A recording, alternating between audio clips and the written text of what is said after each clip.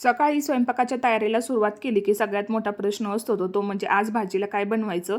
तर आज मी वांग्याची भाजी करणार होते, पण वांगी जी आहेत ना तर ती खराब झालेली होती. त्याच्यामुळे मग मी शेवग्याची रस्सा भाजी केली आणि त्याच्यानंतर मग किचनमधली जी काही कामे असतात ती सगळी आवरून घेतली आणि मग बेडरूमच्या क्लिनिंगला सुरुवात केली. तर आता वरती खूप सारे कपडे जी आहेत ना तर ती घड्या घालून ठेवायची राहिलेली होती, कारण की 2-3 दिवस ही कामे जी आहेत ना तर ती माझ्याकडून होतच नव्हती. सतत काही ना काहीतरी काम होतं, त्याच्यामुळे ही कामे राहूनच गेलेली होती.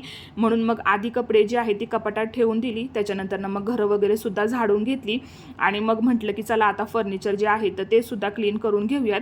तर उन्हाळ्याचे दिवस आहेत त्याच्यामुळे आतमध्ये खूप धूळ येते घरामध्ये, म्हणून मग फर्निचर जे आहे तर ते सगळं क्लीन करून घेतलं. त्यानंतर मग दुपारी थोडासा आराम केला आणि संध्याकाळी जे आहे ते स्वयंपाकाच्या तयारीला लागले.